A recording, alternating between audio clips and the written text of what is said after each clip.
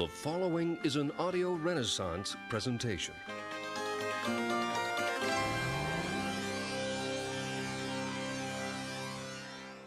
Hello, I'm Bill Hartley, President of Audio Renaissance.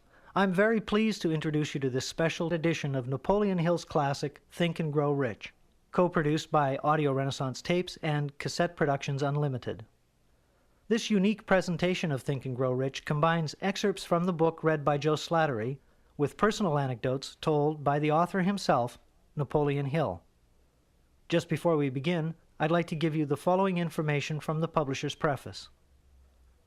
Think and Grow Rich by Napoleon Hill, published by Fawcett Crest, New York, copyright 1937 by Napoleon Hill. Revised edition, copyright 1960 by Combined Registry Company.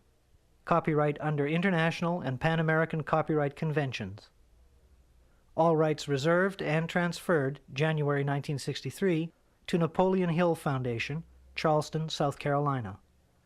And now, here's Joe Slattery with Napoleon Hill and our special presentation of Think and Grow Rich.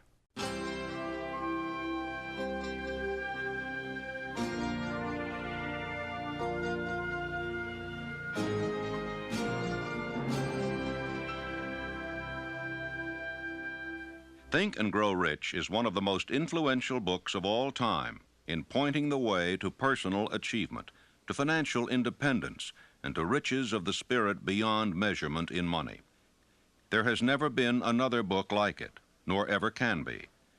It was inspired by Andrew Carnegie, who disclosed his formula of personal achievement to the author, Napoleon Hill, many years ago.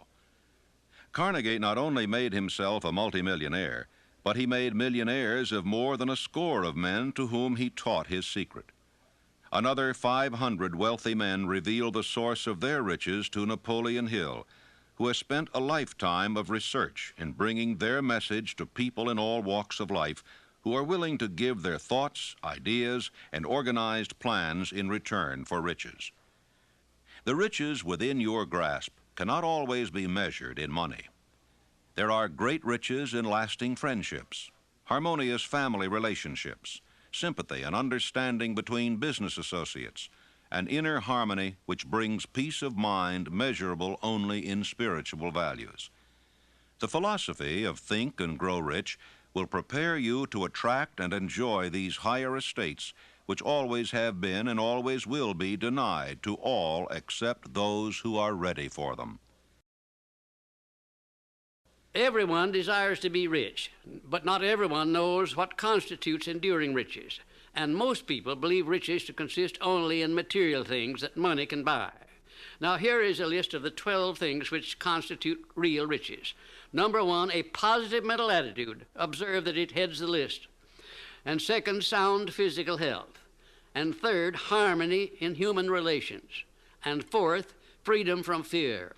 And fifth, the hope of future achievement. And 6, the capacity for applied faith. And 7, willingness to share one's blessings with others. 8, to be engaged in a labor of love. 9, an open mind on all subjects toward all people. 10, complete self-discipline. 11, wisdom with which to understand people. And 12, financial security. Observe, if you will, with great benefit, the fact that money comes at the end of the list of the 12 things that make men rich. Be prepared when you begin to put the philosophy of Think and Grow Rich into action for a changed life which will not only ease the trials and stresses of living, but will also prepare you for the accumulation of material riches in abundance. In every chapter of this book, mention has been made of the money-making secret which has made fortunes for hundreds of exceedingly wealthy men whom I have carefully analyzed over a long period of years. If you are ready to put it to use, you will recognize this secret at least once in every chapter. I wish I might feel privileged to tell you how you will know if you are ready, but that would deprive you of much of the benefit you will receive when you make the discovery in your own way. As a final word of preparation, before you begin the first chapter, May I offer one brief suggestion which may provide a clue by which the Carnegie secret may be recognized? It is this: all achievement, all earned riches have their beginning in an idea. If you are ready for the secret, you already possess one half of it. Therefore, you will readily recognize the other half the moment it reaches your mind. When you begin to think and grow rich, you will observe that riches begin with a state of mind, with definiteness of purpose, with little or no hard work. You and every other person ought to be interested in knowing how to acquire that state of mind which will attract riches. I spent 25 years in research because I too wanted to know how wealthy men became that way. My brother and I had matriculated at Georgetown University Law School intending to become lawyers. We didn't have any money, but I did have ability to write, and I promised that I would write stories about successful men, sell them to the magazines, and pay our way through. And my first assignment, fortunately, was with Andrew Carnegie in Pittsburgh. He gave me 3 hours. And when the 3 hours were over, he said, now, this interview is just beginning. Come on out the house, stay all night, and after dinner, we'll take up the interview again. He kept me there 3 days and nights.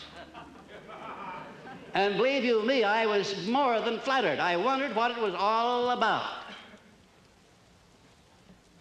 He kept talking to me about the need for a new philosophy. He said, we've had many philosophies from the days of Socrates and Plato on down to the days of William James and Emerson, but most of them dealt with the moral laws of life. What we need is an economic philosophy for the man of the streets that will enable him to make use of the know-how gained by men like myself over a lifetime of experience. Well, it sounded very nice to me, except for one thing. I didn't know exactly what that word philosophy meant. And finally, at the end of the third day, he said, now look here, I have been talking to you for 3 days about the need for a new philosophy, and I'm going to ask you a question about it. If I commission you to become the author of this philosophy, give you letters of introduction to men whose experiences you will need in collaboration with yourself, are you willing to put in 20 years of research, because that's how long it will take, paying your own way as you go along without any subsidy from me, yes or no?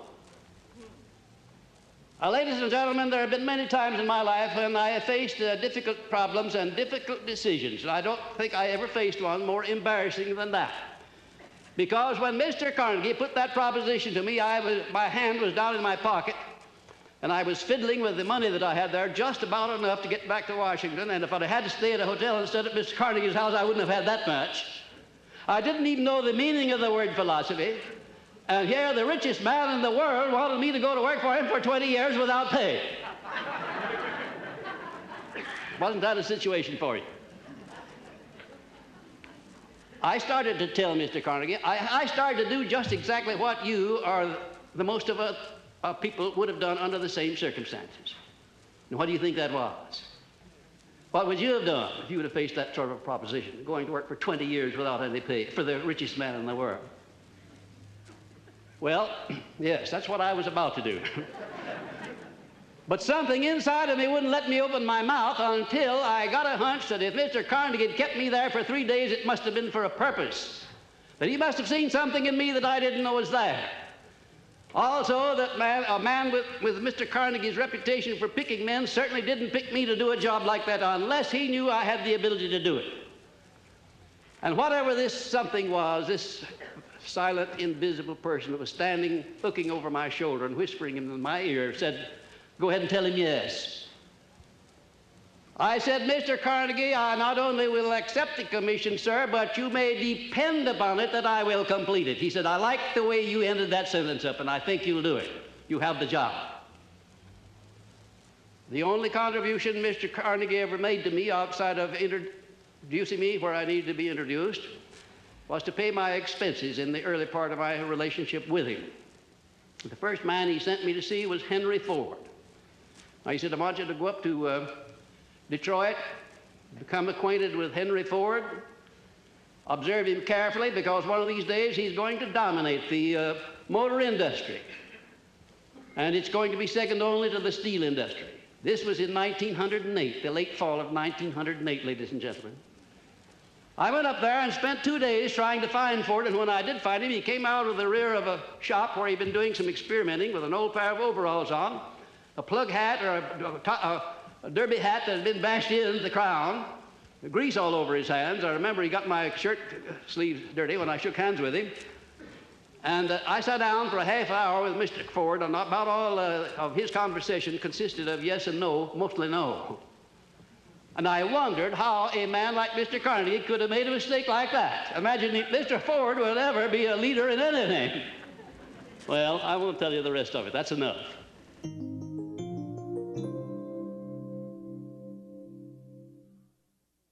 Desire, the starting point of all achievement, the first step toward riches. A long while ago, a great warrior faced a situation which made it necessary for him to make a decision which ensured his success on the battlefield. He was about to send his armies against a powerful foe, whose men outnumbered his own. He loaded his soldiers into boats, sailed to the enemy's country, unloaded soldiers and equipment, then gave the order to burn the ships that had carried them. Addressing his men before the first battle, he said, "You see the boats going up in smoke. That means that we cannot leave these shores alive unless we win. We now have no choice. We win or we perish." They won. Every person who wins in an undertaking must be willing to burn his ships and cut all sources of retreat.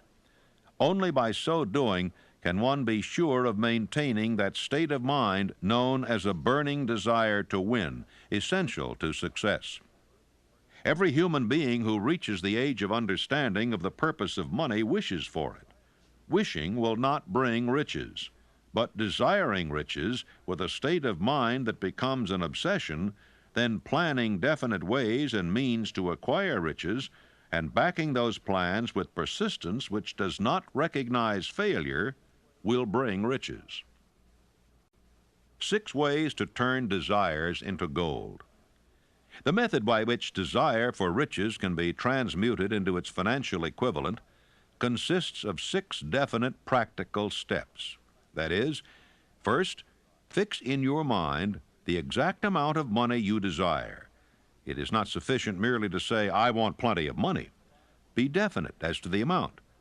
There is a psychological reason for definiteness, which will be described in a subsequent chapter. Second, determine exactly what you intend to give in return for the money you desire. There is no such reality as something for nothing. Third, establish a definite date when you intend to possess the money you desire. Fourth, create a definite plan for carrying out your desire and begin at once, whether you are ready or not, to put this plan into action. Fifth, write out a clear, concise statement of the amount of money you intend to acquire, name the time limit for its acquisition, state what you intend to give in return for the money, and describe clearly the plan through which you intend to accumulate it.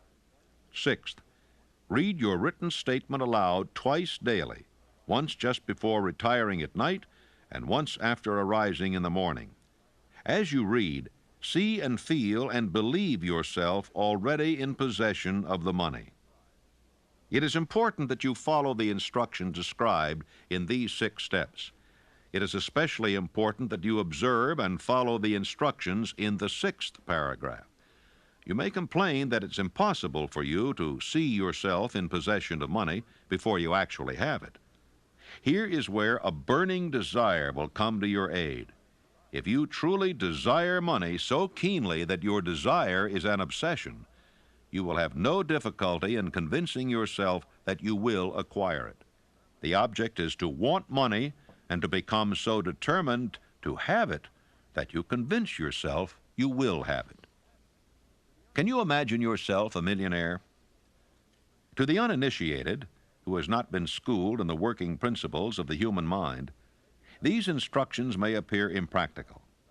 It may be helpful to all who fail to recognize the soundness of the 6 steps to know that the information they convey was received from Andrew Carnegie, who began as an ordinary laborer in the steel mills, but managed, despite his humble beginning, to make these principles yield him a fortune of considerably more than $100 million.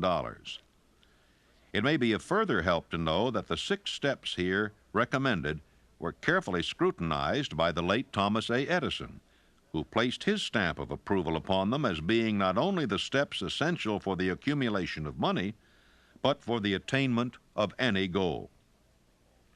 The steps call for no hard labor. They call for no sacrifice. They do not require one to become ridiculous or credulous. To apply them calls for no great amount of education. But the successful application of these 6 steps does call for sufficient imagination to enable one to see and to understand that accumulation of money cannot be left to chance, good fortune, and luck. One must realize that all who have accumulated great fortunes first did a certain amount of dreaming, hoping, wishing, desiring, and planning before they acquired money. You may as well know right here that you can never have riches in great quantity unless you can work yourself into a white heat of desire for money and actually believe you will possess it. If the thing you wish to do is right and you believe in it, go ahead and do it. Put your dream across and never mind what they say if you meet with temporary defeat, for they, perhaps, do not know that every failure brings with it the seed of an equivalent success. Thomas Edison dreamed of a lamp that could be operated by electricity, began where he stood to put his dream into action, and despite more than 10,000 failures, he stood by that dream until he had made it a physical reality. Practical dreamers do not quit. Imagine a man, for instance, standing by through 10,000 different failures, as Mr. Edison did, before giving up. His personal initiative was so definite that he told me that if he hadn't found the secret of the incandescent electric lamp, that at that very moment he would be in the laboratory working on it instead of being out there wasting his time talking with me. And then in a more serious note, Mr. Edison said, you know, I had to succeed because I finally ran out of things that wouldn't work. And I've thought of that so many times, wondering why more people don't keep on keeping on until they run out of things that won't work, for then they're bound to find the thing that will work. There is a difference between wishing for a thing and being ready to receive it. No one is ready for a thing until he believes he can acquire it. The state of mind must be belief, not mere hope or wish. Open-mindedness is essential for belief. Closed minds do not inspire faith, courage, and belief. Remember, no more effort is required to aim high in life, to demand abundance and prosperity, than is required to accept misery and poverty. I believe in the power of desire backed by faith, because I have seen this power lift men from lowly beginnings to places of power and wealth. I have seen it rob the grave of its victims. I have seen it serve as the medium by which men staged a comeback after having been defeated in 100 different ways. I have seen it provide my own son with a normal, happy, successful life, despite nature's having sent him into the world without ears. When my second son, Blair, was born, he was born without ears. And the doctors told me that he would be a deaf mute all of his life. I told them he would not be a deaf mute and that he would live to have 100% of his hearing just like other children. And one of these doctors came over and put his arm on my shoulder and he said, now look here, Napoleon. There are some things in this world that neither you nor I nor anyone else can do anything about. And now you face one of those situations. I said, Doctor, there is nothing in this world that I can't do something about, if it's nothing more than adjust myself to an unpleasant situation so it does not destroy my spirit. I went to work on that child through prayer before I ever saw him. I worked on him continuously, almost 4 hours a day for the first 4 years of his life. And at the age of about 18 months, we recognized that he was beginning to hear. We didn't know just how much, but by the time he had reached the 4th year, he had developed 65% of his normal hearing. And in his 3rd year in college, in the University of West Virginia, the Acousticon Company, manufacturer of hearing aids, heard about this unusual case, the only one of its kind in the world where a child born without ears ever learned to hear. Came down to the University of West Virginia and made him a special hearing aid that gave him the other 35% of his hearing, and Blair today has 100% of his hearing just exactly like I said he would.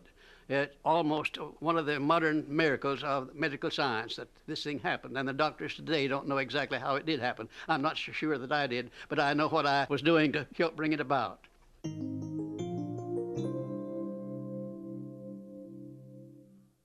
Faith is the head chemist of the mind. When faith is blended with thought, the subconscious mind instantly picks up the vibration, translates it into its spiritual equivalent, and transmits it to infinite intelligence, as in the case of prayer. The emotions of faith, love, and sex are the most powerful of all the major positive emotions. When the three are blended, they have the effect of coloring thought in such a way that it instantly reaches the subconscious mind, where it is changed into its spiritual equivalent, the only form that induces a response from infinite intelligence. How to develop faith? There comes now a statement which will give a better understanding of the importance the principle of autosuggestion assumes in the transmutation of desire into its physical or monetary equivalent. Namely, faith is a state of mind which may be induced or created by affirmation or repeated instructions to the subconscious mind through the principle of autosuggestion. Repetition of affirmation of orders to your subconscious mind is the only known method of voluntary development of the emotion of faith. No one is doomed to bad luck. There are millions of people who believe themselves doomed to poverty and failure because of some strange force over which they believe they have no control. They are the creators of their own misfortunes because of this negative belief, which is picked up by the subconscious mind and translated into its physical equivalent. In language which any normal human being can understand, we will describe all that is known about the principle through which faith may be developed where it does not already exist. Have faith in yourself, faith in the infinite. Before we begin, you should be reminded again that faith is the eternal elixir which gives life, power, and action to the impulse of thought. The foregoing sentence is worth reading a second time, and a third, and a fourth. It is worth reading aloud. Faith is the starting point of all accumulation of riches. Faith is the basis of all miracles and all mysteries which cannot be analyzed by the rules of science. Faith is the only known antidote for failure. Faith is the element, the chemical, which, when mixed with prayer, gives one direct communication with infinite intelligence. Faith is the element which transforms the ordinary vibration of thought created by the finite mind of man into the spiritual equivalent. Faith is the only agency through which the cosmic force of infinite intelligence can be harnessed and used by man. Thoughts which are mixed with any of the feelings of emotions constitute a magnetic force which attracts other similar or related thoughts. Now let us go back to the starting point and become informed as to how the original seed of an idea, plan, or purpose may be planted in the mind. The information is easily conveyed. Any idea, plan, or purpose may be placed in the mind through repetition of thought. This is why you are asked to write out a statement of your major purpose or definite chief aim, commit it to memory, and repeat it in audible words day after day until these vibrations of sound have reached your subconscious mind. Resolve to throw off the influences of any unfortunate environment and to build your own life to order.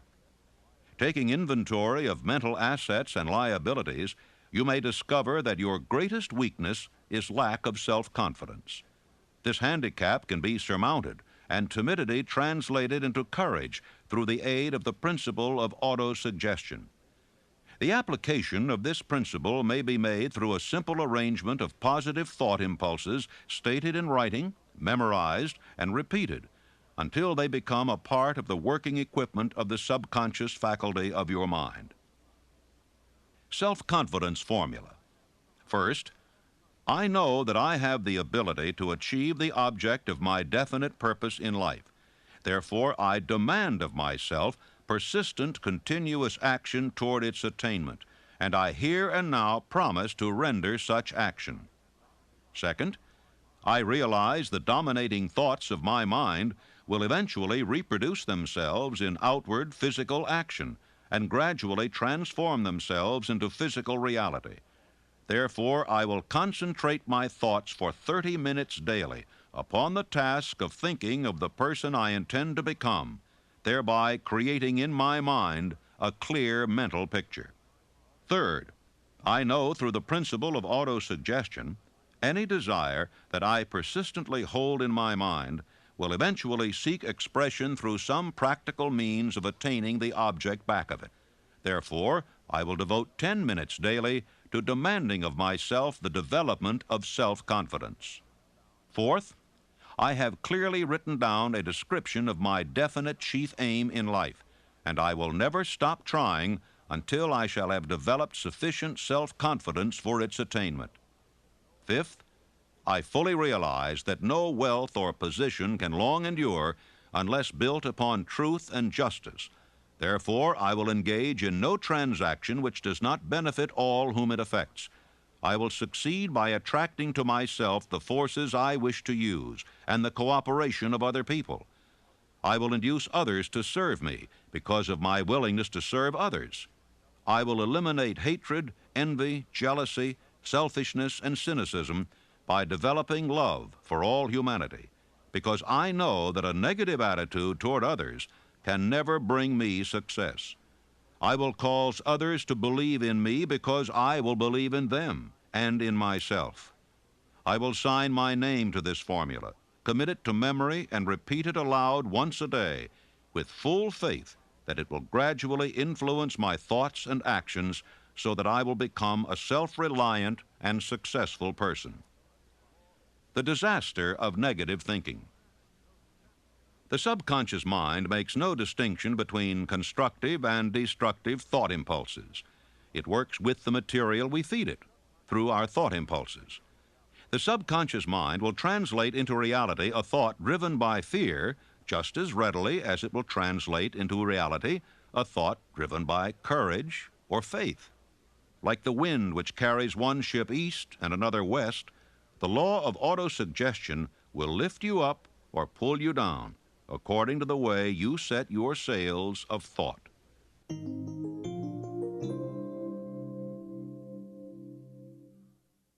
Autosuggestion, the medium for influencing the subconscious mind, the third step toward riches. Autosuggestion is a term which applies to all suggestions and all self-administered stimuli which reach one's mind through the five senses. Stated in another way, autosuggestion is self-suggestion. It is the agency of communication between that part of the mind where conscious thought takes place and that which serves as the seat of action for the subconscious mind. See and feel money in your hands. You were instructed in the last of the 6 steps described in the chapter on desire to read aloud twice daily the written statement of your desire for money and to see and feel yourself in possession of the money. By following these instructions, you communicate the object of your desire directly to your subconscious mind in a spirit of absolute faith. Through repetition of this procedure, you voluntarily create thought habits which are favorable to your efforts to transmute desire into its monetary equivalent. Remember, therefore, when reading aloud the statement of your desire, through which you are endeavoring to develop a money consciousness, that the mere reading of the words is of no consequence unless you mix emotion or feeling with your words. Your subconscious mind recognizes and acts only upon thoughts which have been well mixed with emotion or feeling. Plain, unemotional words do not influence the subconscious mind. You will get no appreciable results until you learn to reach your subconscious mind with thoughts or spoken words which have been well emotionalized with belief. Do not become discouraged if you cannot control and direct your emotions the first time you try to do so. Remember, there is no such possibility as something for nothing. You cannot cheat, even if you desire to do so. The price of ability to influence your subconscious mind is everlasting persistence in applying the principles described here. you cannot develop the desired ability for a lower price. You and you alone must decide whether or not the reward for which you are striving, the money consciousness, is worth the price you must pay for it in effort. Your ability to use the principle of autosuggestion will depend very largely upon your capacity to concentrate upon a given desire until that desire becomes a burning obsession.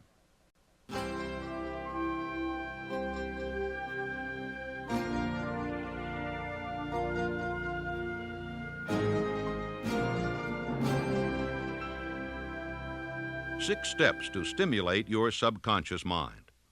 The instructions given in connection with the 6 steps in the 2nd chapter will now be summarized and blended with the principles covered by this chapter as follows. First, go into some quiet spot, preferably in bed at night, where you will not be disturbed or interrupted. Close your eyes and repeat aloud, so you may hear your own words, the written statement of the amount of money you intend to accumulate, the time limit for its accumulation, and a description of the service or merchandise you intend to give in return for the money. As you carry out these instructions, see yourself already in possession of the money. For example, suppose that you intend to accumulate $50,000 by the 1st of January 5 years hence, that you intend to give personal services in return for the money in the capacity of a salesman. Your written statement of your purpose should be similar to the following. By the 1st day of January 19 so-and-so, I will have in my possession $50,000, which will come to me in various amounts from time to time during the interim. In return for this money, I will give the most efficient service of which I am capable, rendering the fullest possible quantity and the best possible quality of service in the capacity of salesman of, and here describe the service or merchandise you intend to sell. I believe that I will have this money in my possession. My faith is so strong that I can now see this money before my eyes. I can touch it with my hands. It is now awaiting transfer to me at the time and in the proportion that I deliver the service I intend to render in return for it. I am awaiting a plan by which to accumulate this money, and I will follow that plan when it is received. Second, repeat this program night and morning until you can see in your imagination the money you intend to accumulate. Third, place a written copy of your statement where you can see it night and morning, and read it just before retiring and upon arising until it has been memorized. Remember, as you carry out these instructions, that you are applying the principle of autosuggestion for the purpose of giving orders to your subconscious mind. Remember also that your subconscious mind will act only upon instructions which are emotionalized and handed over to it with feeling. Faith is the strongest and most productive of the emotions. Follow the instructions given in the chapter on faith. These instructions may at first seem abstract. Do not let this disturb you. Follow the instructions, no matter how abstract or impractical they may at first appear to be. The time will soon come, if you do as you've been instructed, in spirit as well as in act, when a whole new universe of power will unfold to you.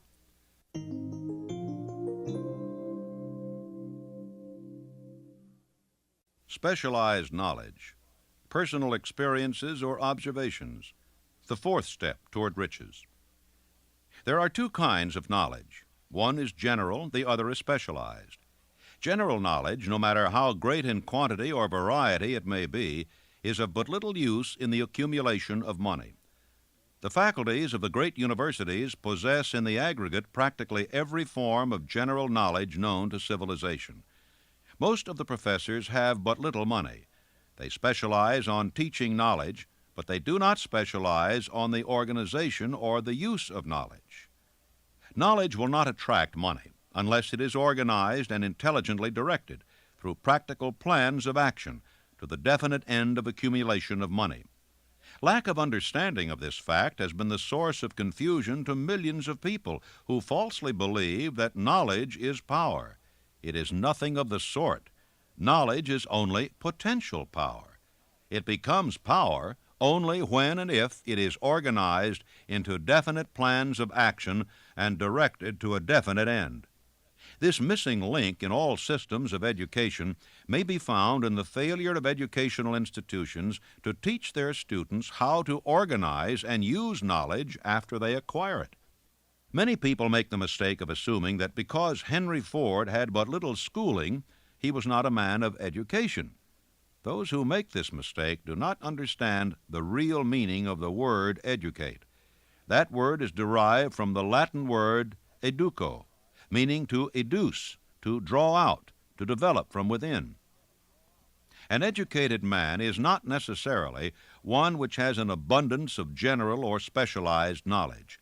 An educated man is one who has so developed the faculties of his mind that he may acquire anything he wants or its equivalent without violating the rights of others. You must remember that Mr. Edison only had 3 months of schooling in his entire life. Although he chose a work that called for the application of many of the sciences, he knew nothing about any of them. Now, you may wish to ask, how in the world did he get along with only 3 months of schooling in the business of inventing, dealing with the sciences, and yet knowing nothing about any of them? I've been asked that question many times. Well, the answer is very simple. He got along by surrounding himself with men who did understand the sciences, technical men, educated men, and he used their brains just as successfully as if he had had the knowledge himself. As a matter of fact, every successful man in the upper brackets of achievement makes use of other people's knowledge and their influence and their education under the mastermind principle. Then there would be Mr. Andrew Carnegie, my sponsor.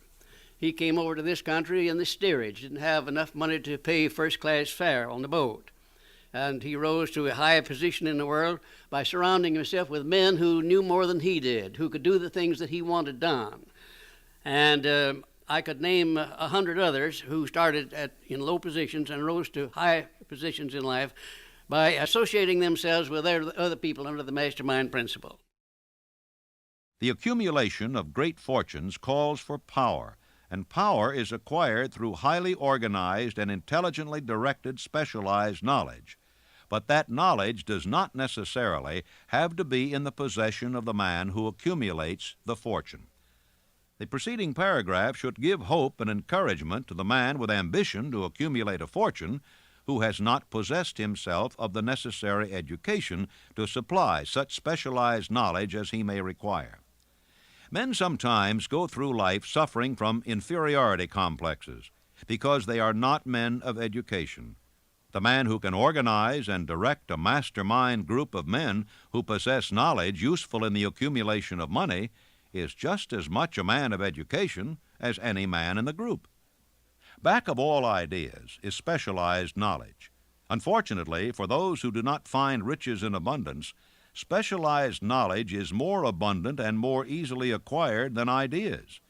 Because of this very truth, there is a universal demand and an ever-increasing opportunity for the person capable of helping men and women to sell their personal services advantageously. Capability means imagination, the one quality needed to combine specialized knowledge with ideas in the form of organized plans designed to yield riches. If you have imagination, this chapter may present you with an idea sufficient to serve as the beginning of the riches you desire. Remember, the idea is the main thing. Specialized knowledge may be found just around the corner, any corner.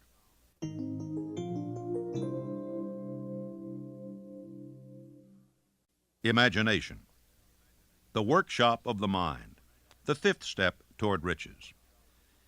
The imagination is literally the workshop wherein are fashioned all plans created by man. The impulse, the desire, is given shape, form, and action through the aid of the imaginative faculty of the mind. Two forms of imagination. The imaginative faculty functions in two forms. One is known as synthetic imagination, and the other as creative imagination. Synthetic imagination. Through this faculty, one may arrange old concepts, ideas, or plans into new combinations. This faculty creates nothing. It merely works with the material of experience, education, and observation with which it is fed. It is the faculty used most by the inventor, with the exception of the genius who draws upon the creative imagination when he cannot solve his problem through synthetic imagination. Creative imagination. Through the faculty of creative imagination, the finite mind of man has direct communication with infinite intelligence. It is the faculty through which hunches and inspirations are received. It is by this faculty that all basic or new ideas are handed over to man. It is through this faculty that one individual may tune in or communicate with the subconscious minds of other men. Center your attention for the time being on the development of the synthetic imagination, because this is the faculty which you will use more often in the process of converting desire into money. Transformation of the intangible impulse of desire into the tangible reality of money calls for the use of a plan or plans. These plans must be formed with the aid of the imagination, and mainly with the synthetic faculty. The laws that lead to fortune. The earth on which you live, you yourself, and every other material thing, are the result of evolutionary change through which microscopic bits of matter have been organized and arranged in an orderly fashion. Moreover, and this statement is of stupendous importance, this earth, every one of the billions of individual cells of your body, and every atom of matter, began as an intangible form of energy. Desire is thought impulse. Thought impulses are forms of energy. When you begin with a thought impulse, desire to accumulate money, you are drafting into your service the same stuff that nature used in creating this earth and every material form in the universe, including the body and brain in which the thought impulses function. If you are one of those who believe that hard work and honesty alone will bring riches, perish the thought. It is not true. Riches, when they come in huge quantities, are never the result of hard work alone. Riches come, if they come at all, in response to definite demands based upon the application of definite principles, and not by chance or luck. Generally speaking, an idea is an impulse of thought that impels action by an appeal to the imagination. All master salesmen know that ideas can be sold where merchandise cannot. Ordinary salesmen do not know this. That is why they are ordinary. There was Clarence Saunders, one of my outstanding students of Memphis, Tennessee. Clarence worked in a grocery store, delivering groceries, more or less. And he had a great amount of enthusiasm and also a keen imagination. He was constantly trying to interest his employer in new and improved methods of merchandising. And finally, the employer became so peeved at Clarence for wasting his time with what he called foolish suggestions that he told him that if he came in with another one, he was going to fire him. Shortly thereafter, a cafeteria was opened in Memphis, Tennessee, the first cafeteria that came there. And when Clarence went out to his lunch that day, he saw a great line of people extending out onto the sidewalk, waiting to be served in the cafeteria. Out of curiosity, he got on the end of the line, and when he picked up his tray and filled it up, by the time he got down to the cashier or the checker, his imagination began to turn. And he said, what a wonderful thing this would be in our grocery business, to have a self-help grocery store so women could come in with a basket on their arm, pick up what they wanted, and pay for it at one place as they went out. It would save a lot of time, and it would save a lot of embarrassment. Well, Clarence could hardly wait until he got back to the store, and he rushed in and he said, well, boss, I have a multi-million-dollar idea, and the boss said, now, Clarence, you're fired. Clarence said, oh, no, I'm not. I resigned before I started to talk. Later on, I talked to the man who was Clarence's boss, and he said as near as he could figure, every word that he used in trying to fire Clarence had cost him $1 million. Because Clarence took his idea of self-help grocery stores to a firm who financed it under the name of Piggly Wiggly Stores, and he made $4 million during the first 4 years. An astounding illustration of what a man can do with an idea backed by the proper amount of enthusiasm.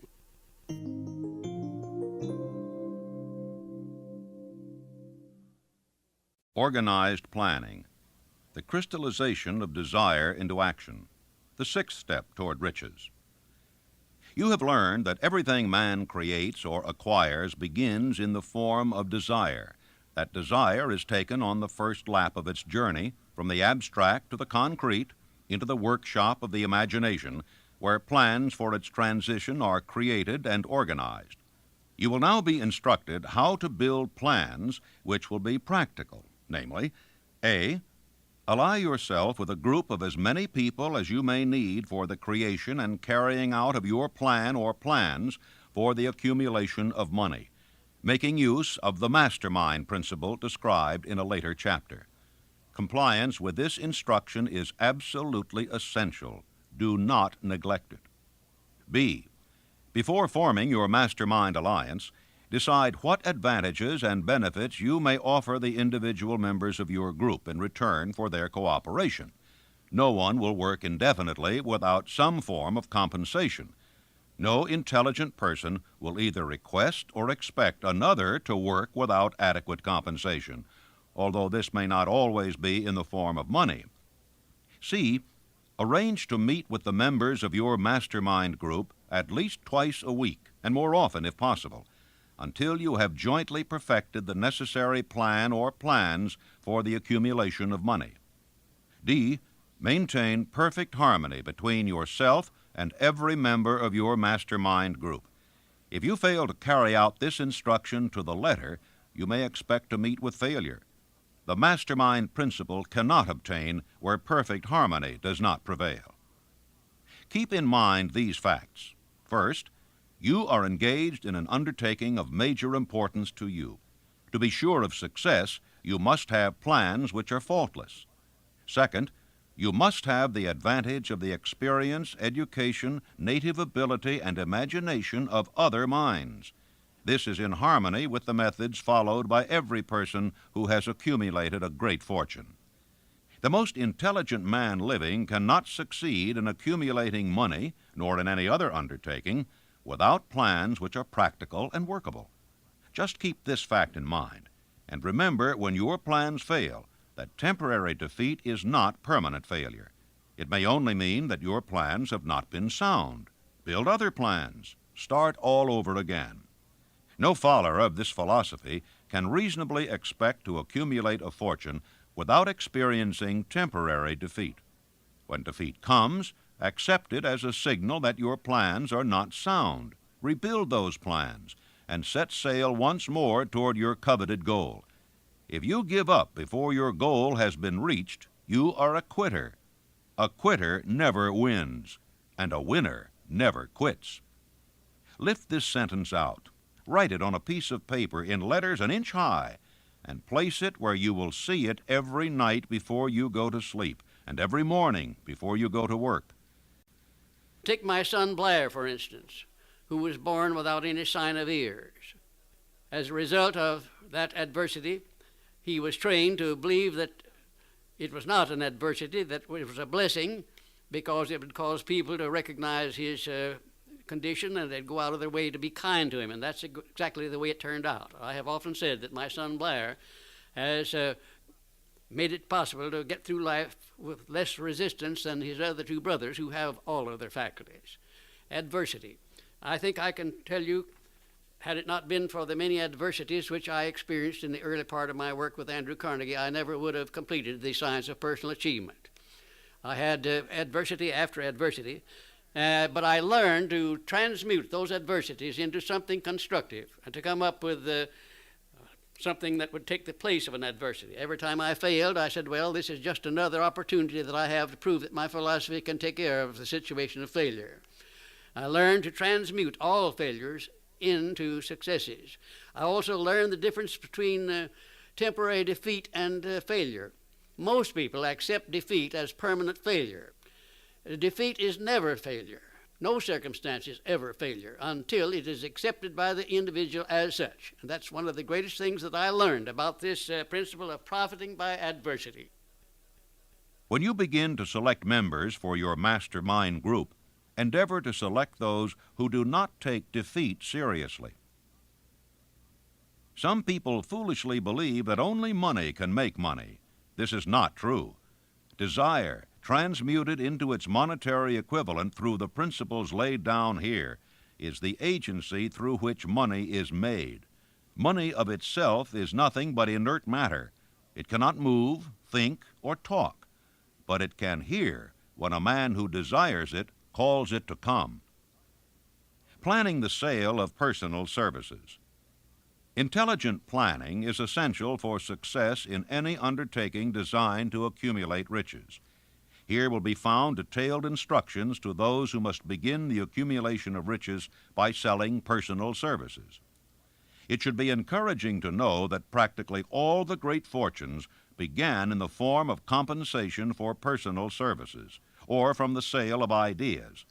What else except ideas and personal services would one not possessed of property have to give in return for riches? The major attributes of leadership. The following are important factors of leadership. 1. Unwavering courage based upon knowledge of self and of one's occupation. No follower wishes to be dominated by a leader who lacks self-confidence and courage. No intelligent follower will be dominated by such a leader very long. 2. Self-control. The man who cannot control himself can never control others. Self-control sets a mighty example for one's followers, which the more intelligent will emulate. 3. A keen sense of justice. Without a sense of fairness and justice, no leader can command and retain the respect of his followers. 4. Definiteness of decision. The man who wavers in his decisions shows that he is not sure of himself, cannot lead others successfully. 5. Definiteness of plans. The successful leader must plan his work and work his plan. A leader who moves by guesswork without practical, definite plans is comparable to a ship without a rudder. Sooner or later he will land on the rocks. 6. The habit of doing more than paid for. One of the penalties of leadership is the necessity of willingness upon the part of the leader to do more than he requires of his followers. 7. A pleasing personality. No slovenly, careless person can become a successful leader. Leadership calls for respect. Followers will not respect a leader who does not grade high on all of the factors of a pleasing personality. 8. Sympathy and understanding. The successful leader must be in sympathy with his followers. Moreover, he must understand them and their problems. 9. Mastery of detail. Successful leadership calls for mastery of the details of the leader's position. 10. Willingness to assume full responsibility. The successful leader must be willing to assume responsibility for the mistakes and the shortcomings of his followers. If he tries to shift this responsibility, he will not remain the leader. If one of his followers makes a mistake and shows himself incompetent, the leader must consider that it is he who failed. 11. Cooperation. The successful leader must understand and apply the principles of cooperative effort and be able to induce his followers to do the same. Leadership calls for power, and power calls for cooperation. How to get the exact position you desire. Everyone enjoys doing the kind of work for which he is best suited. An artist loves to work with paints, a craftsman with his hands, a writer loves to write. Those with less definite talents have their preferences for certain fields of business and industry. If America does anything well, it offers a full range of occupations: tilling the soil, manufacturing, marketing, and the professions. First, decide exactly what kind of job you want. If the job doesn't already exist, perhaps you can create it. Second, choose the company or individual for whom you wish to work. Third, study your prospective employer as to policies, personnels, chances of advancement. Fourth, by analysis of yourself and your talents and capabilities, figure what you can offer and plan ways and means of giving advantages, services, developments, ideas that you believe you can successfully deliver. Fifth, forget about a job. Forget whether or not there is an opening. Forget the usual routine of, "Have you got a job for me?" Concentrate on what you can give. Sixth, once you have your plan in mind, arrange with an experienced writer to put it on paper in neat form and in full detail. Seventh, present it to the proper person with authority, and he will do the rest. Every company is looking for men who can give something of value, whether it be ideas, services, or connections. Every company has room for the man who has a definite plan of action which is to the advantage of that company. This line of procedure may take a few days or weeks of extra time, but the difference in income, in advancement, and in gaining recognition will save years of hard work at small pay. It has many advantages, the main one being that it will often save from 1 to 5 years of time in reaching a chosen goal. Every person who starts or gets in halfway up the ladder does so by deliberate and careful planning.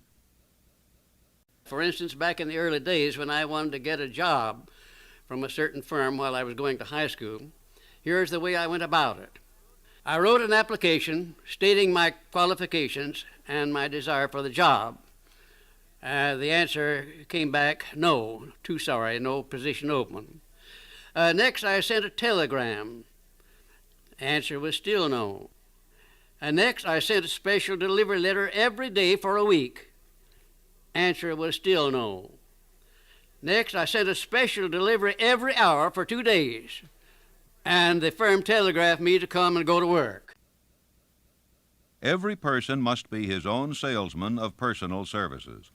The quality and the quantity of service rendered, and the spirit in which it is rendered, determine to a large extent the price and the duration of employment. To market personal services effectively, which means a permanent market at a satisfactory price under pleasant conditions, one must adopt and follow the QQS formula, which means that quality plus quantity plus the proper spirit of cooperation equals perfect salesmanship of service. Remember the QQS formula, but do more. Apply it as a habit. Let us analyze the formula to make sure we understand exactly what it means. 1. Quality of service shall be construed to mean the performance of every detail in connection with your position in the most efficient manner possible, with the object of greater efficiency always in mind. 2. Quantity of service shall be understood to mean the habit of rendering all the service of which you are capable at all times with the purpose of increasing the amount of service rendered as greater skill is developed through practice and experience. Emphasis is again placed on the word habit. 3. Spirit of service shall be construed to mean the habit of agreeable, harmonious conduct which will induce cooperation from associates and fellow employees. Let me relate my experience with Franklin D. Roosevelt in the White House in 1933, and will give you a fine indication of how the students of this philosophy may profit by this important principle. First of all, let me define the principle of going the extra mile. It means rendering more service and better service than you are paid to render, and doing it all the time, and doing it in a pleasing, positive mental attitude. When I went to work for the president in 1933, nothing was said at the beginning about how much I was to receive or who was to pay it. And I had been there about 3 months when one day Franklin D. Roosevelt asked me who was paying my salary and how much I was getting. And I said, well, Mr. President, that's something I would like to know myself. I haven't heard anything about it. And we talked on for a little while, and I said, well, now, Mr. President, you know, I have been serving you ever since you were Assistant Secretary of the Navy, and particularly while you were Governor of New York. And you will recall, of course, that up to this time I have never rendered you a bill or asked you to pay me $1 for my services, and I'm not going to start now. But if you insist upon it, suppose you put me on the payroll at $1 a year. And that's exactly what he did. Well, I took my typewriter down to the White House, and when I wasn't actually serving the president or some member of his staff or cabinet, I started writing books. I wrote 6 books that first year, among them Think and Grow Rich, the book that has made me popular all over the world, you might say. I had no intention of publishing that book when I was writing it. I was writing it to myself to keep my mind positive in those days of chaos. Well, some 3 years after I left the service of the president, I got out these manuscripts and read them, and I made up my mind that the only one worth publishing was Think and Grow Rich. And when I took it to my publisher, he said, well, what is in this book that leads you to believe it would sell? I said, you will have to read it to find out. He took it home with him and read it. He had his whole staff read it paragraph by paragraph, and then they took a vote on it, and they voted unanimously that it was the best manuscript that ever came to that publishing house. They printed it, put it to work, and it's been selling as a bestseller all over the world up to this time. It has grossed over $18 million and probably will gross many more millions of dollars while I'm still alive. It's been translated into many languages. It was endorsed by Mahatma Gandhi and distributed widely throughout India. It went from there to Brazil, where it was translated into the Portuguese language and is widely distributed throughout Latin America. And I think if you will stop and consider the wages that I asked, the wages that I received of $1 a year, and the service that I gave for that, you'll recognize what can be accomplished by going the extra mile. Now, let me give you some of the benefits that comes from going the extra mile. Well, it places the law of increasing returns squarely back of one. It brings one to the favorable attention of those who can and do provide opportunities for self-promotion.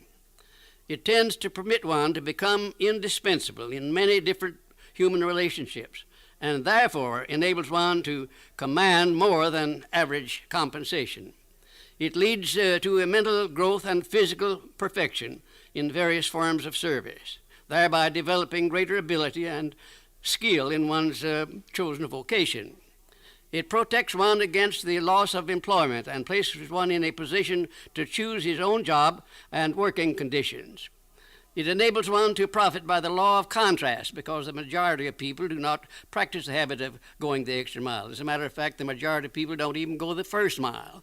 And it leads to the development of a positive, pleasing personal attitude, which is among the more important traits of a pleasing personality.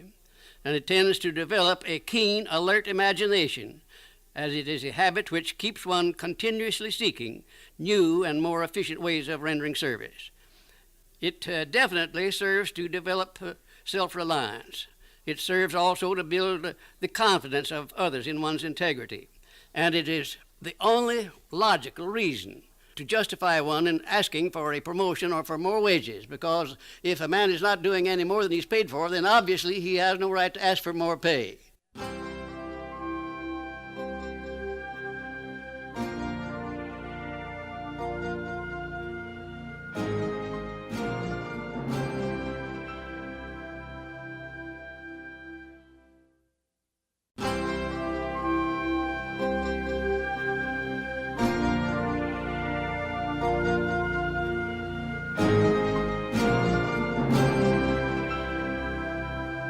Do you know your own worth? The oldest of admonitions is, "Man, know thyself." If you market merchandise successfully, you must know the merchandise. The same is true in marketing personal services. You should know all of your weaknesses in order that you may either bridge them or eliminate them entirely. You should know your strength in order that you may call attention to it when selling your services. You can know yourself only through accurate analysis. Take inventory of yourself. Annual self-analysis is an essential in the effective marketing of personal services, as is annual inventory in merchandising. Moreover, the yearly analysis should disclose a decrease in faults and an increase in virtues. One goes ahead, stands still, or goes backward in life. One's object should be, of course, to go ahead. Annual self-analysis will disclose whether advancement has been made, and if so, how much. It will also disclose any backward steps one may have made. The effective marketing of personal services requires one to move forward even if the progress is slow.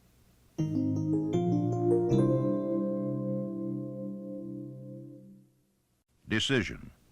The mastery of procrastination. The seventh step toward riches. Analysis of over 25,000 men and women who had experienced failure disclosed the fact that lack of decision was near the head of the list of the 31 major causes of failure. Procrastination, the opposite of decision, is a common enemy which practically every man must conquer. Analysis of several hundred people who had accumulated fortunes well beyond the $1 million mark disclosed the fact that every one of them had the habit of reaching decisions promptly and of changing these decisions slowly, if and when they were changed. People who fail to accumulate money, without exception, have the habit of reaching decisions, if at all, very slowly, and of changing these decisions quickly and often. Tips on making your own decisions. The majority of people who fail to accumulate money sufficient for their needs are generally easily influenced by the opinions of others. They permit the newspapers and the gossiping neighbors to do their thinking for them. Opinions are the cheapest commodities on earth. Everyone has a flock of opinions ready to be wished upon anyone who will accept them. Close friends and relatives, while not meaning to do so, often handicap one through opinions, and sometimes through ridicule, which is meant to be humorous. Thousands of men and women carry inferiority complexes with them all through life, because some well-meaning but ignorant person destroyed their confidence through opinions or ridicule. You have a brain and a mind of your own. Use it and reach your own decisions. If you need facts or information from other people to enable you to reach decisions, as you probably will in many instances, acquire these facts or secure the information you need quietly without disclosing your purpose. 56 who risked the gallows. The greatest decision of all time, as far as any American citizen is concerned, was reached in Philadelphia, July 4th, 1776, when 56 men signed their names to a document which they well knew would bring freedom to all Americans or leave every one of the 56 hanging from a gallows. You have heard of this famous document, but you may not have drawn from it the great lesson in personal achievement it so plainly taught. We all remember the date of this momentous decision, but few of us realize what courage that decision required. We remember our history as it was taught. We remember dates and the names of the men who fought. We remember Valley Forge and Yorktown. We remember George Washington and Lord Cornwallis. But we know little of the real forces back of these names, dates, and places. We know still less of that intangible power which ensured us freedom long before Washington's armies reached Yorktown. It is nothing short of tragedy that the writers of history have missed entirely even the slightest reference to the irresistible power which gave birth and freedom to the nation destined to set up new standards of independence for all the peoples of the earth. I say it as a tragedy because it is the selfsame power which must be used by every individual who surmounts the difficulties of life and forces life to pay the price asked. Analyze the events which led to the Declaration of Independence, and be convinced that this nation, which now holds a position of commanding respect and power among all nations of the world, was born of a decision created by a master mind consisting of 56 men. Note well the fact that it was their decision which ensured the success of Washington's armies, because the spirit of that decision was in the heart of every soldier who fought with him, and served as a spiritual power which recognizes no such thing as failure. Note also, with great personal benefit, that the power which gave this nation its freedom is the self-same power that must be used by every individual who becomes self-determining. This power is made up of the principles described in this book. It will not be difficult to detect in the story of the Declaration of Independence at least 6 of these principles: desire, decision, faith, persistence, the mastermind, and organized planning. Know what you want, and you'll generally get it. Throughout this philosophy will be found the suggestion that thought, backed by strong desire, has a tendency to transmute itself into its physical equivalent. In your search for the secret of the method, do not look for a miracle, because you will not find it. You will find only the eternal laws of nature. These laws are available to every person who has the faith and the courage to use them. They may be used to bring freedom to a nation or to accumulate riches. Definiteness of decision always requires courage, sometimes very great courage. The 56 men who signed the Declaration of Independence staked their lives on the decision to affix their signatures to that document. The person who reaches a definite decision to procure the particular job and make life pay the price he asks does not stake his life on that decision, he stakes his economic freedom. Financial independence, riches, desirable business, and professional positions are not within reach of the person who neglects or refuses to expect, plan, and demand these things. The person who desires riches in the same spirit that Samuel Adams desired freedom for the colonies is sure to accumulate wealth.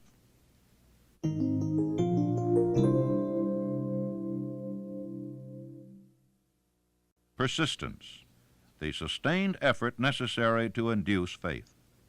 The eighth step toward riches. Persistence is an essential factor in the procedure of transmuting desire into its monetary equivalent. The basis of persistence is the power of will. Willpower and desire, when properly combined, make an irresistible pair. The starting point of all achievement is desire. Keep this constantly in mind. Weak desires bring weak results, just as a small amount of fire makes a small amount of heat. If you find yourself lacking in persistence, this weakness may be remedied by building a stronger fire under your desires. And if you find that you are indifferent, you may be sure that you have not yet acquired the money consciousness which you must possess before you can be sure of accumulating a fortune. Those who can take it are bountifully rewarded for their persistence. They receive as their compensation whatever goal they are pursuing. That is not all.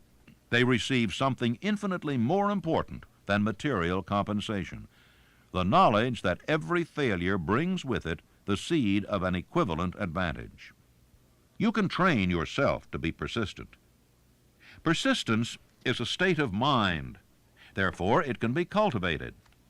Like all states of mind, persistence is based upon definite causes, among them these. A. Definiteness of purpose. Knowing what one wants is the first and perhaps the most important step toward the development of persistence. A strong motive forces one to surmount many difficulties. B. Desire. It is comparatively easy to acquire and to maintain persistence in pursuing the object of intense desire. C. Self-reliance. Belief in one's ability to carry out a plan encourages one to follow the plan through with persistence. Self-reliance can be developed through the principle described in the chapter on autosuggestion. D. Definiteness of plans. Organized plans, even though they may be weak and entirely impractical, encourage persistence. E. Accurate knowledge. Knowing that one's plans are sound, based upon experience or observation, encourages persistence. Guessing instead of knowing destroys persistence. F. Cooperation. Sympathy, understanding, and harmonious cooperation with others tend to develop persistence. G. Willpower. The habit of concentrating one's thoughts upon the building of plans for the attainment of a definite purpose leads to persistence. H. Habit. Persistence is the direct result of habit. The mind absorbs and becomes a part of the daily experiences upon which it feeds. Fear, the worst of all enemies, can be effectively cured by forced repetition of acts of courage. Everyone who has seen active service in war knows this. Take your own persistence inventory. Before leaving the subject of persistence, take inventory of yourself and determine in what particular, if any, you are lacking in this essential quality. Measure yourself courageously, point by point, and see how many of the 8 factors of persistence you lack. The analysis may lead to discoveries that will give you a new grip on yourself. If you fear criticism, let us examine some of the symptoms of the fear of criticism. The majority of people permit relatives, friends, and the public at large to so influence them that they cannot live their own lives because they fear criticism. Huge numbers of people make mistakes in marriage, stand by the bargain, and go through life miserable and unhappy because they fear criticism, which may follow if they correct the mistake. Anyone who has submitted to this form of fear knows the irreparable damage it does by destroying one's ambition and the desire to achieve. Millions of people neglect to acquire belated educations after having left school because they fear criticism. Countless numbers of men and women, both young and old, permit relatives to wreck their lives in the name of duty because they fear criticism. Duty does not require any person to submit to the destruction of his personal ambitions and the right to live his own life in his own way. People refuse to take chances in business because they fear the criticism which may follow if they fail. The fear of criticism in such cases is stronger than the desire for success. How to develop persistence? There are 4 simple steps which lead to the habit of persistence. They call for no great amount of intelligence, no particular amount of education, and but little time or effort. The necessary steps are 1. A definite purpose backed by burning desire for its fulfillment. 2. A definite plan expressed in continuous action. 3. A mind closed tightly against all negative and discouraging influences, including negative suggestions of relatives, friends, and acquaintances. 4. A friendly alliance with one or more persons who will encourage one to follow through with both plan and purpose. These 4 steps are essential for success in all walks of life. The entire purpose of the 13 principles of this philosophy is to enable one to take these 4 steps as a matter of habit. These are the steps by which one may control one's economic destiny. They are the steps that lead to freedom and independence of thought. They are the steps that lead to riches in small or great quantities. They lead the way to power, fame, and worldly recognition. They are the 4 steps which guarantee favorable breaks. They are the steps that convert dreams into physical realities. They lead also to the mastery of fear, discouragement, and indifference. There is a magnificent reward for all who learn to take these 4 steps. It is the privilege of writing one's own ticket and of making life yield whatever price is asked. How to master difficulties? What mystical power gives to men of persistence the capacity to master difficulties? Does the quality of persistence set up in one's mind some form of spiritual, mental, or chemical activity which gives one access to supernatural forces? Does infinite intelligence throw itself on the side of the person who still fights on after the battle has been lost, with the whole world on the opposing side? You may be interested in knowing that I had the help of some 500 of the most successful men in America to help me create the science of personal achievement. Among them were such men as Thomas A. Edison, Henry Ford, John Wanamaker. Let me tell you about one man, perhaps my most outstanding student, who has made a tremendous success of his life by applying definiteness of purpose. His name is W. Clement Stone, president of the Combined Insurance Company of America. Right after Think and Grow Rich was published in 1937, someone gave Mr. Stone a copy of this book, and he was so impressed by it that he laid out a 20-year plan for himself.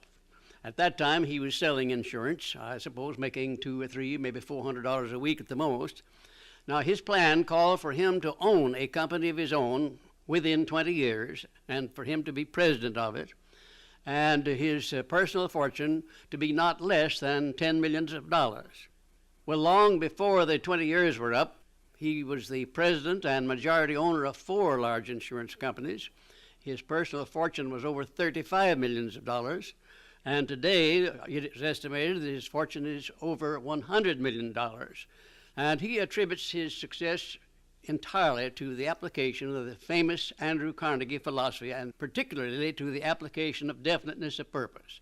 His 2,000 salesmen are known to be the most successful men in the insurance field, and every one of those 2,000 men has been taught to use the science of personal achievement and to emphasize the principle of definiteness of purpose.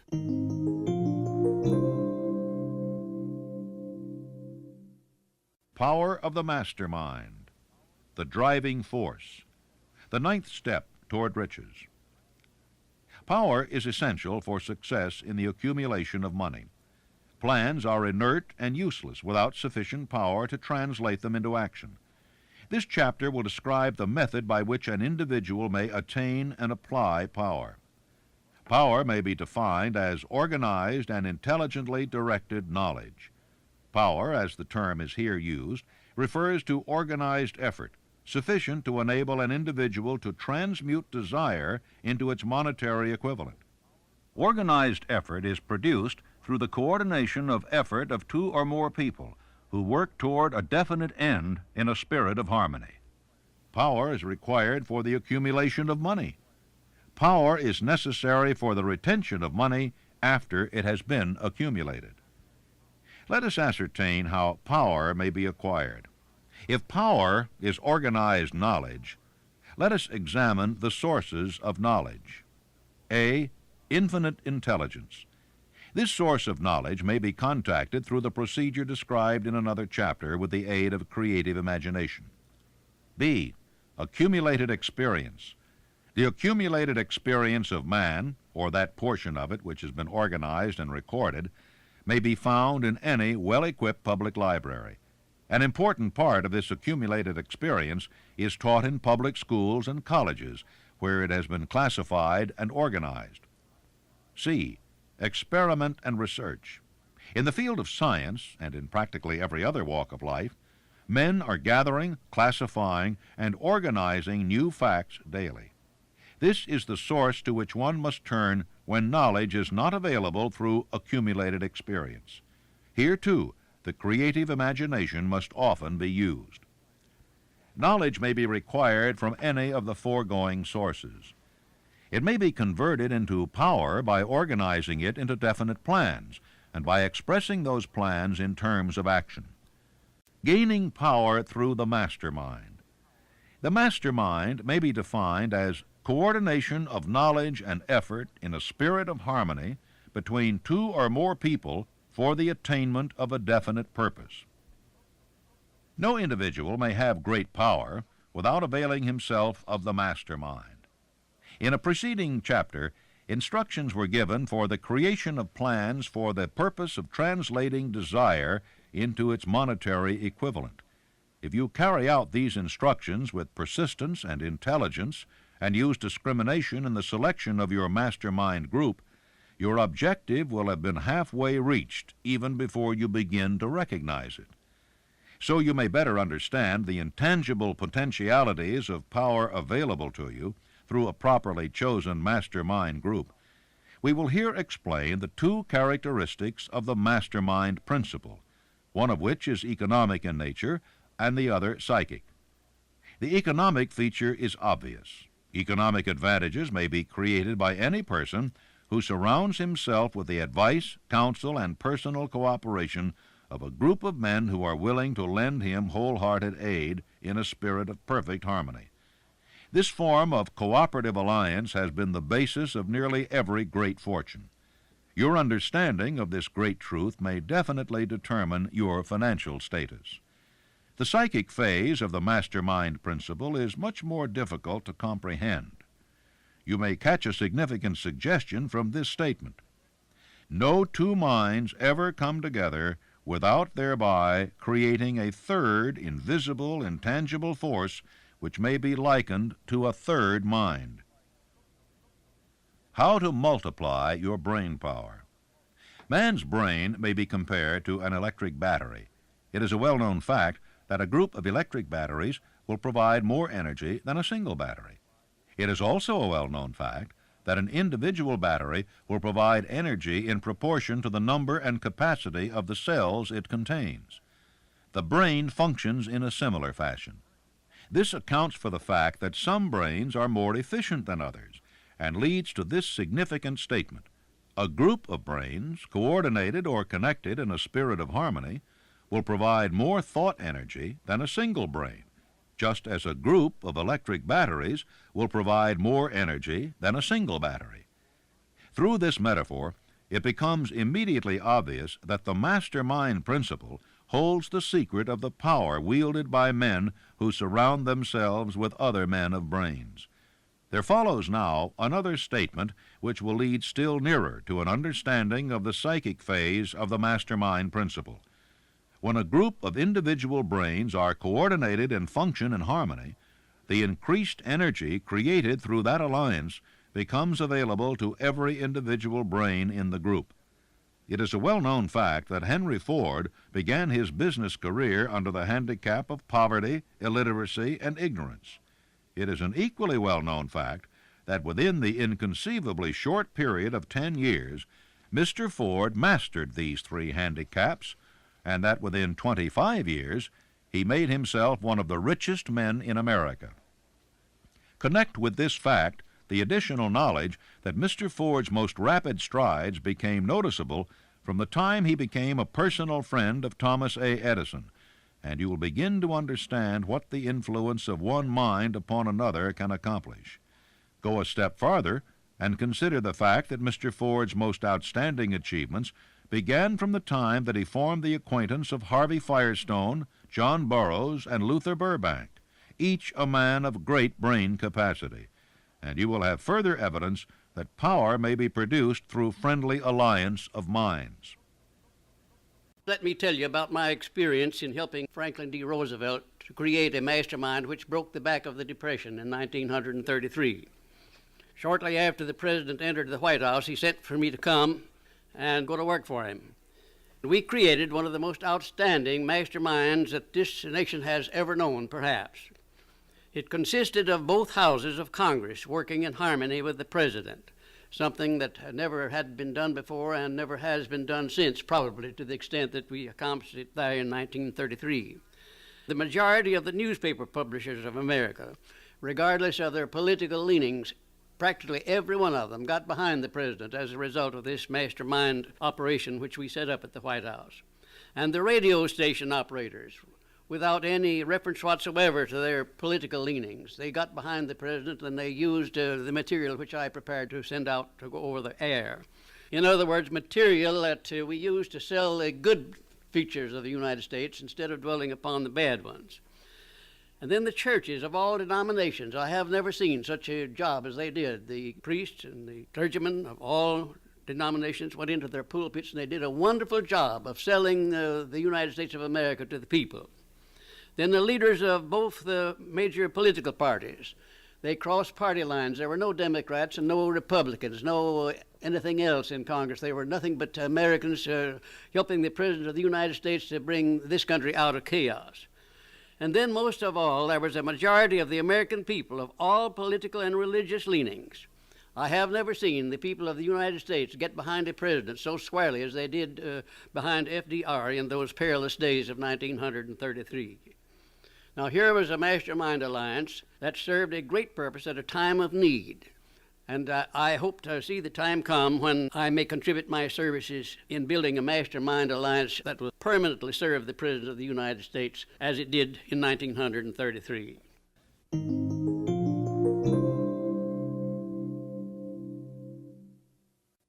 The mystery of sex transmutation, the 10th step toward riches. The meaning of the word transmute is, in simple language, the changing or transferring of one element or form of energy into another. The 10 stimuli of the mind. The human mind responds to stimuli through which it may be keyed up to high rates of vibration, known as enthusiasm, creative imagination, intense desire, and so on. The stimuli to which the mind responds most freely are 1. The desire for sex expression, 2. Love, 3. A burning desire for fame, power, or financial gain, money, 4. Music, 5. Friendship between either those of the same sex or those of the opposite sex, 6. A mastermind alliance based upon the harmony of 2 or more people who ally themselves for spiritual or temporal advancement, 7. Mutual suffering, such as that experienced by people who are persecuted, 8. Autosuggestion, 9. Fear, 10. Narcotics and alcohol. The desire for sex expression comes at the head of the list of stimuli, which most effectively step up the mind and start the wheels of physical action. 8 of these stimuli are natural and constructive. 2 are destructive. When brain action has been stimulated through 1 or more of the 10 mind stimulants, it has the effect of lifting the individual far above the horizon of ordinary thought and permits him to envision distance, scope, and quality of thoughts not available on the lower plane, such as that occupied while one is engaged in the solution of the problems of business and professional routine. The world is ruled and the destiny of civilization is established by the human emotions. People are influenced in their actions not by reason so much as by feelings. The creative faculty of the mind is set into action entirely by emotions and not by cold reason. The most powerful of all human emotions is that of sex. There are other mind stimulants, some of which have been listed, but no one of them, nor all of them combined, can equal the driving power of sex. A mind stimulant is any influence which will either temporarily or permanently increase the intensity of thought. The 10 major stimulants described are those most commonly resorted to. Through these sources, one may commune with infinite intelligence or enter at will the storehouse of the subconscious mind, either one's own or that of another person, a procedure which is all there is of genius. The emotion of sex is an irresistible force against which there can be no such opposition as an immovable body. When driven by this emotion, men become gifted with a superpower for action. Understand this truth, and you will catch the significance of the statement that sex transmutation contains the secret of creative ability. The transmutation of sex energy calls for the exercise of willpower, to be sure, but the reward is worth the effort. The desire for sexual expression is inborn and natural. The desire cannot and should not be submerged or eliminated, but it should be given an outlet through forms of expression which enrich the body, mind, and spirit of man. Sex alone is a mighty urge to action, but its forces are like a cyclone. They are often uncontrollable. When the emotion of love begins to mix itself with the emotion of sex, the result is calmness of purpose, poise, accuracy of judgment, and balance. Love is, without question, life's greatest experience. It brings one into communion with infinite intelligence. When mixed with the emotions of romance and sex, it may lead one far up the ladder of creative effort. The emotions of love, sex, and romance are sides of the eternal triangle of achievement-building genius. Love is an emotion with many sides, shades, and colors. But the most intense and burning of all kinds of love is that experienced in the blending of the emotions of love and sex. When the emotion of romance is added to those of love and sex, the obstructions between the finite mind of man and infinite intelligence are removed. Then a genius has been born.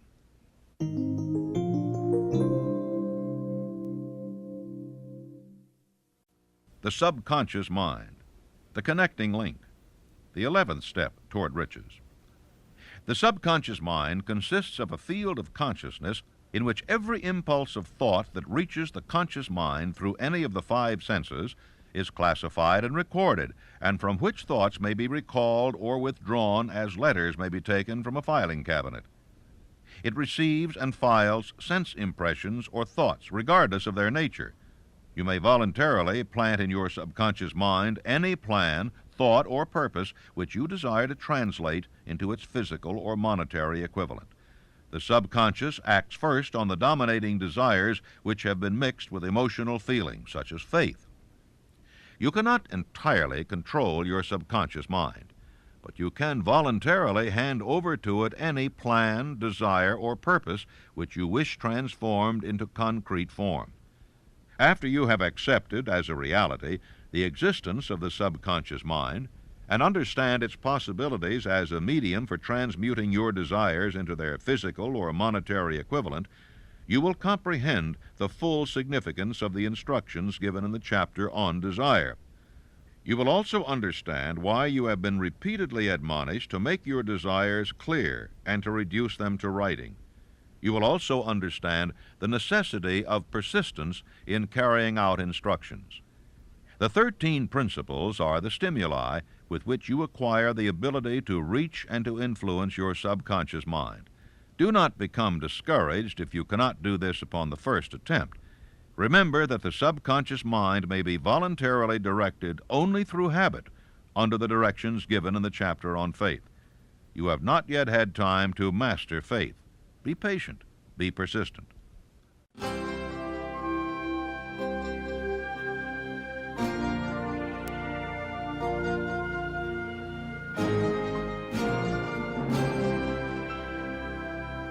All thought impulses, intended for transmutation into their physical equivalent, voluntarily planted in the subconscious mind, must pass through the imagination and be mixed with faith.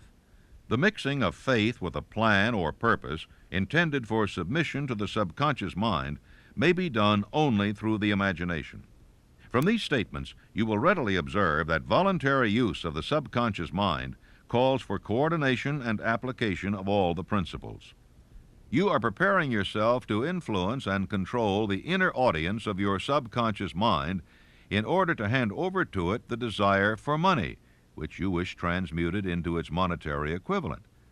It is essential, therefore, that you understand the method of approach to this inner audience. You must speak its language, or it will not heed your call. It understands best the language of emotion or feeling.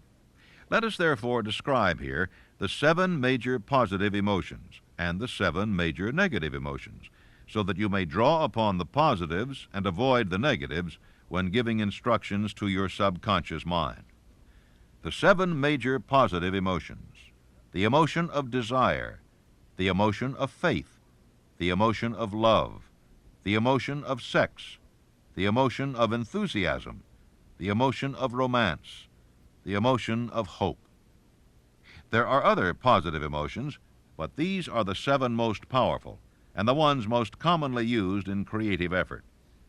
Master these 7 emotions. They can be mastered only by use, and the other positive emotions will be at your command when you need them.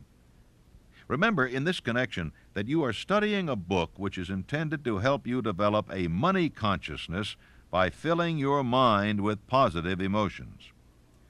The 7 major negative emotions to be avoided: the emotion of fear, the emotion of jealousy, the emotion of hatred, the emotion of revenge, the emotion of greed, the emotion of superstition, the emotion of anger. Positive and negative emotions cannot occupy the mind at the same time. One or the other must dominate. It is your responsibility to make sure that positive emotions constitute the dominating influence of your mind. Here the law of habit will come to your aid.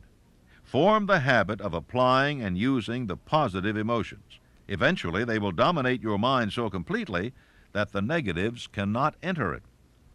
Only by following these instructions literally and continuously can you gain control over your subconscious mind. The presence of a single negative in your conscious mind is sufficient to destroy all chances of constructive aid from your subconscious mind.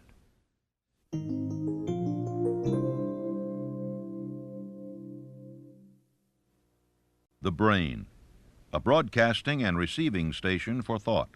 The 12th step toward riches. More than 40 years ago, the author, working in conjunction with the late Dr. Alexander Graham Bell and Dr. Elmer R. Gates, observed that every human brain is both a broadcasting and receiving station for the vibration of thought.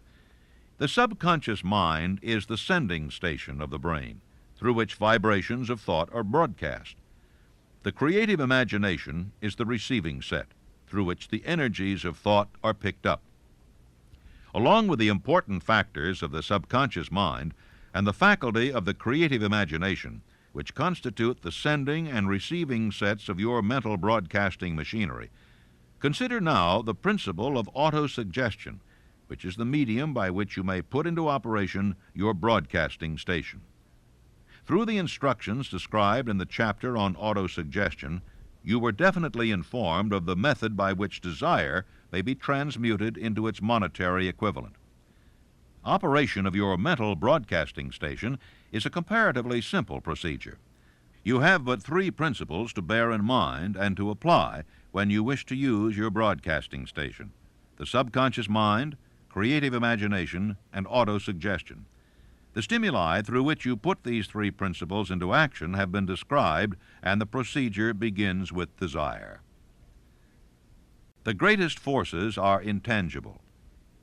Through the ages which have passed, man has depended too much upon his physical senses and has limited his knowledge to physical things, which he could see, touch, weigh, and measure. We are now entering the most marvelous of all ages, an age which will teach us something of the intangible forces of the world about us. Perhaps we shall learn, as we pass through this age, that the other self is more powerful than the physical self we see when we look into a mirror. Sometimes men speak lightly of the intangibles, the things which they cannot perceive through any of their five senses, and when we hear them, it should remind us that all of us are controlled by forces which are unseen and intangible. The whole of mankind has not the power to cope with nor to control the intangible force wrapped up in the rolling waves of the oceans. Man has not the capacity to understand the intangible force of gravity, which keeps this little earth suspended in space and keeps man from falling from it, much less the power to control that force. Man is entirely subservient to the intangible force which comes with a thunderstorm, and he is just as helpless in the presence of the intangible force of electricity. Nor is this by any means the end of man's ignorance in connection with things unseen and intangible. He does not understand the intangible force and intelligence wrapped up in the soil of the earth, the force which provides him with every morsel of food he eats, every article of clothing he wears, every dollar he carries in his pockets. The power of thought is the only thing over which you have complete, unchallenged, and unchallengeable control. Controlled by power of will. In giving human beings control over but one thing, the Creator must have chosen the most important of all things. This is a stupendous fact that merits your most profound consideration. If you give it this sort of consideration, you will discover for yourself the rich promises available to those who become masters of their own mind power through self-discipline.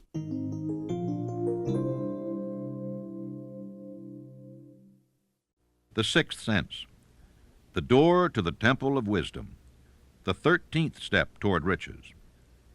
The 13th principle is known as the sixth sense, through which infinite intelligence may and will communicate voluntarily without any effort from or demands by the individual. This principle is the apex of the philosophy. It can be assimilated, understood, and applied only by first mastering the other 12 principles. The sixth sense is that portion of the subconscious mind which has been referred to as the creative imagination. It has also been referred to as the receiving set, through which ideas, plans, and thoughts flash into the mind. The flashes are sometimes called hunches or inspiration. The sixth sense defies description. It cannot be described to a person who has not mastered the other principles of this philosophy, because such a person has no knowledge and no experience with which the sixth sense may be compared. Miracles of the sixth sense. The author is not a believer in, nor the advocate of miracles, for the reason that he has enough knowledge of nature to understand that nature never deviates from her established laws. Some of her laws are so incomprehensible that they produce what appear to be miracles. The sixth sense comes as near to being a miracle as anything I have ever experienced. This much the author does know, that there is a power or a first cause or an intelligence which permeates every atom of matter and embraces every unit of energy perceptible to man, that this infinite intelligence converts acorns into oak trees, causes water to flow downhill in response to the law of gravity, follows night with day and winter with summer, each maintaining its proper place and relationship to the other. This intelligence may, through the principles of this philosophy, be induced to aid in transmuting desires into concrete or material form. The author has this knowledge because he has experimented with it and has experienced it. Step by step through the preceding chapters, you have been led to this, the last principle. If you have mastered each of the preceding principles, you are now prepared to accept, without being skeptical, the stupendous claims made here. If you have not mastered the other principles, you must do so before you may determine definitely whether or not the claims made in this chapter are fact or fiction. Long before I had ever written a line for publication or endeavored to deliver a speech in public, I followed the habit of reshaping my own character by trying to imitate the 9 men whose lives and works had been most impressive to me. These 9 men were Emerson, Paine, Edison, Darwin, Lincoln, Burbank, Napoleon, Ford, and Carnegie. Every night, over a long period of years, I held an imaginary council meeting with this group whom I called my invisible counselors. I had a very definite purpose in indulging my imagination through these nightly meetings. My purpose was to rebuild my own character so it would represent a composite of the characters of my imaginary counselors. Realizing, as I did early in life, that I had to overcome the handicap of birth in an environment of ignorance and superstition, I deliberately assigned myself the task of voluntary rebirth through the method I have described above. Building character through autosuggestion. I knew, of course, that all men have become what they are because of their dominating thoughts and desires. I knew that every deeply seated desire has the effect of causing one to seek outward expression through which that desire may be transmuted into reality.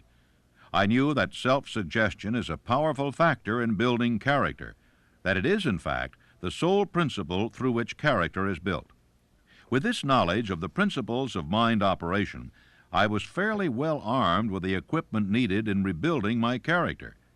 In these imaginary council meetings, I called on my cabinet members for the knowledge I wished each to contribute.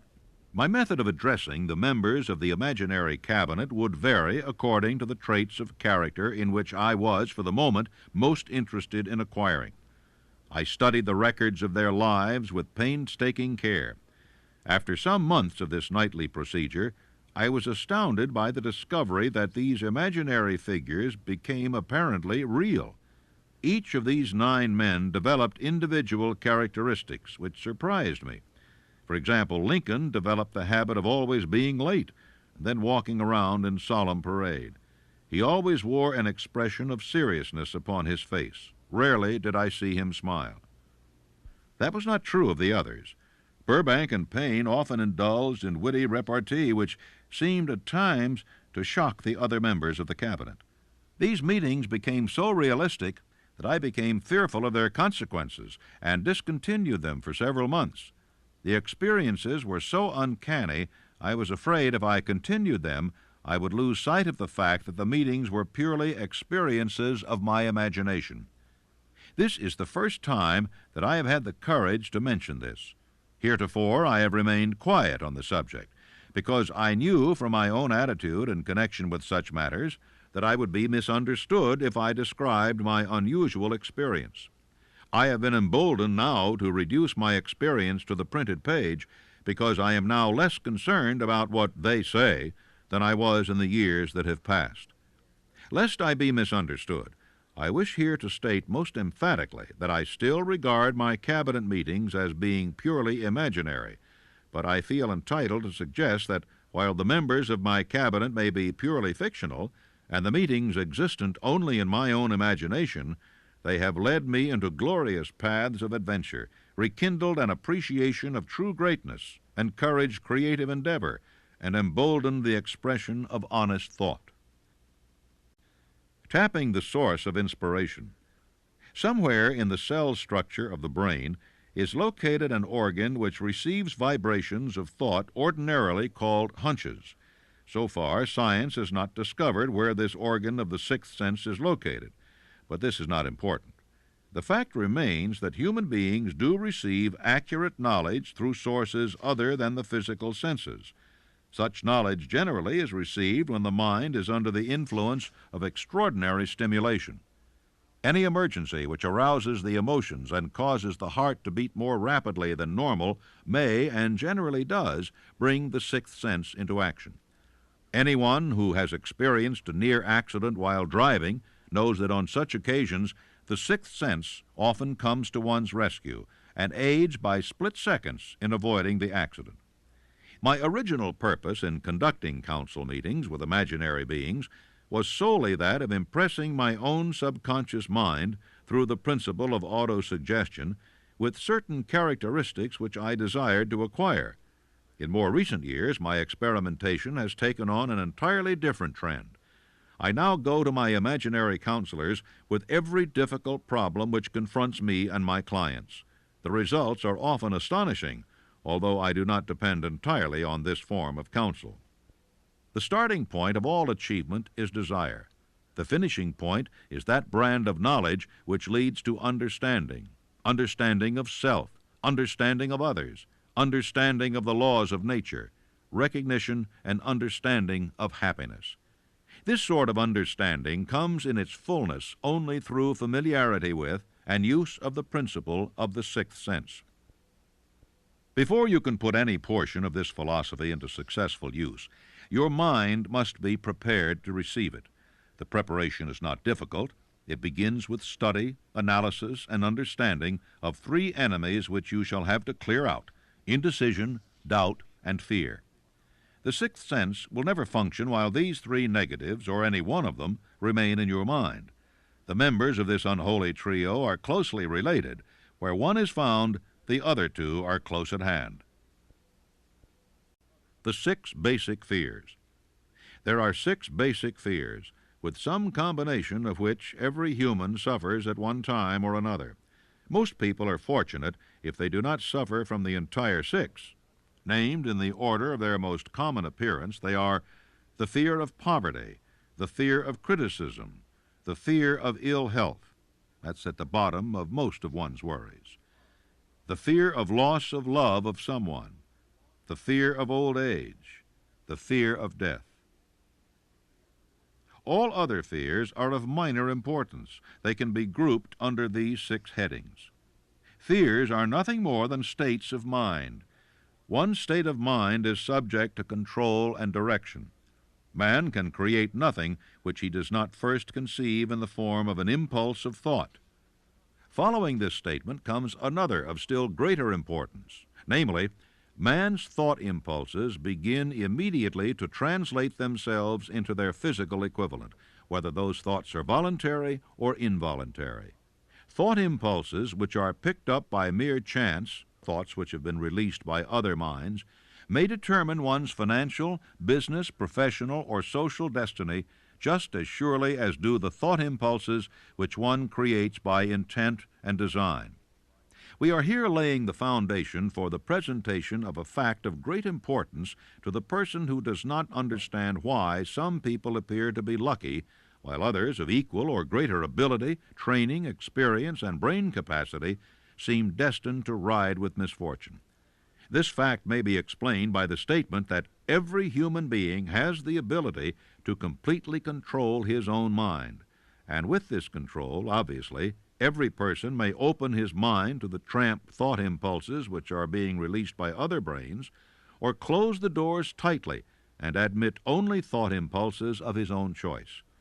Nature has endowed man with absolute control over but one thing, and that is thought. This fact, coupled with the additional fact that everything which man creates begins in the form of a thought, leads one very near to the principle by which fear may be mastered.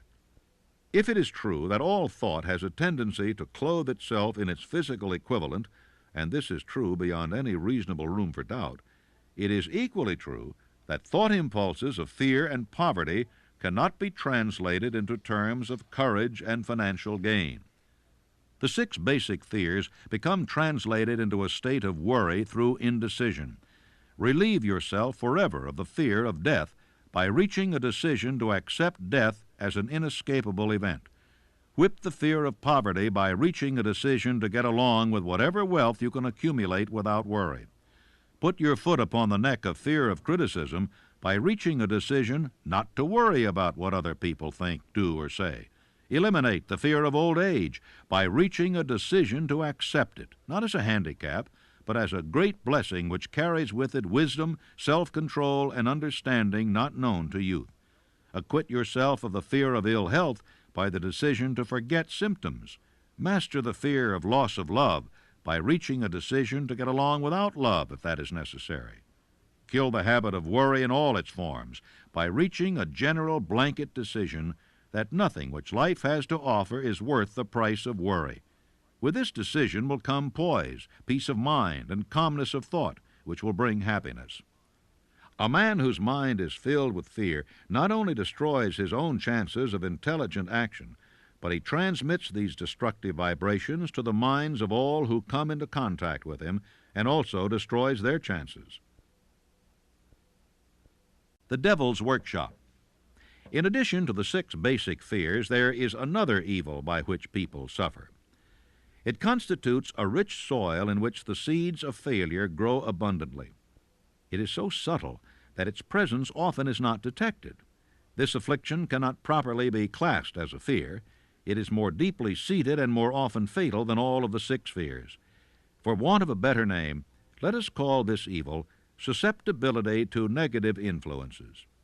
Men who accumulate great riches always protect themselves against this evil. The poverty-stricken never do. Those who succeed in any calling must prepare their minds to resist the evil. If you are reading this philosophy for the purpose of accumulating riches, you should examine yourself very carefully to determine whether you are susceptible to negative influences. If you neglect this self-analysis, you will forfeit your right to attain the object of your desires. How to protect yourself against negative influences. To protect yourself against negative influences, whether of your own making or the result of the activities of negative people around you, recognize that you have a willpower and put it into constant use until it builds a wall of immunity against negative influences in your own mind.